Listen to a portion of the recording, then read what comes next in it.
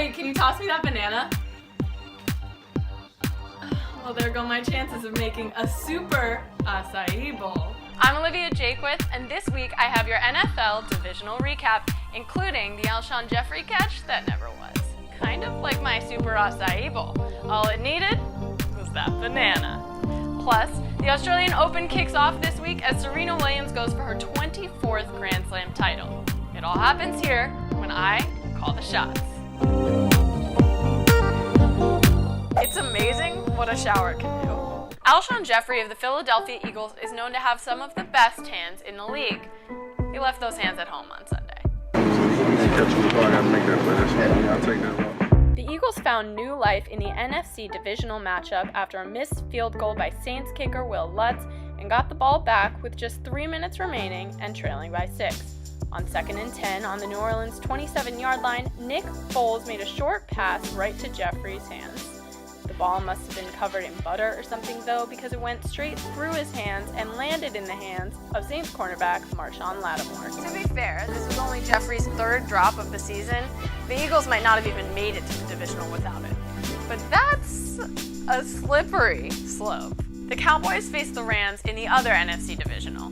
The boys had some pretty good momentum, but even one of the best rushing defenses in the league is no match for C.J. Anderson, Todd Gurley, and their 273 yards. The AFC divisional came down to the Chiefs and the Colts, and the Chargers, and shockingly, the Patriots. The Colts weaseled their way into the divisional round, beating out the Texans for one of 2 AFC wildcard spots. Texas was never a real threat in that game, and Indianapolis quarterback Andrew Luck looked like he was back to playing good football amidst a Colts nucleus of young talent, which is always a good sign for the future. But Kansas City used the Colts as a launching pad in their divisional matchup, playing their best defensive game of the season and breaking that home playoff curse. The Chiefs made some defensive lineup changes before their final game of the regular season, and they seem to be working. Hopefully they're working well enough to hold Tom Brady and the rest of the Patriots' offensive line. That's right, it was the Patriots who came out on top against the Chargers. New England jumped to a 35-7 lead in the second quarter, and Los Angeles simply had no answer. We can hardly call them the Los Angeles Chargers, though, because it was their solid 12-4 season that got them to the playoffs for the first time since 2013. Super Bowl 53 will be decided by the winners of the AFC and NFC Championship games on Sunday, January 20th. First up, Rams-Saints. The Rams had an undefeated season in 2018 until the Saints put them through hell and back. Ironic, isn't it?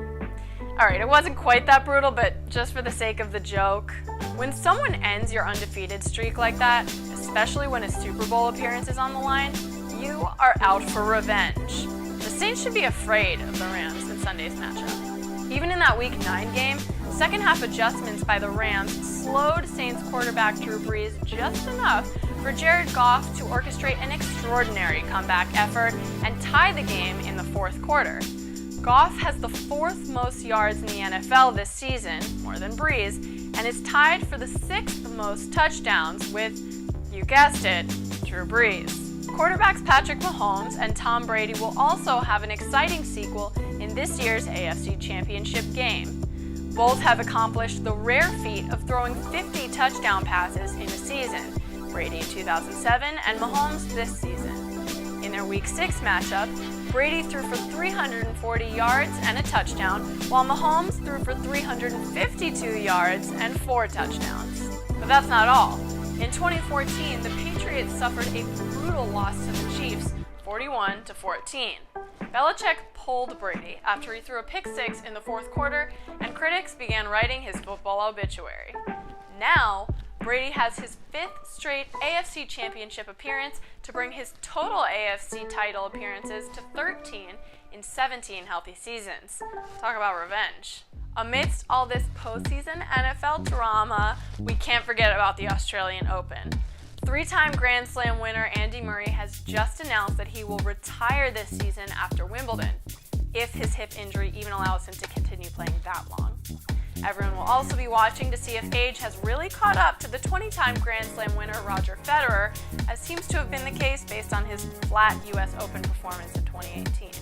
There have also been a few rule changes this year, including adopting a fifth set tiebreaker and eliminating line callers altogether. And then there's Serena.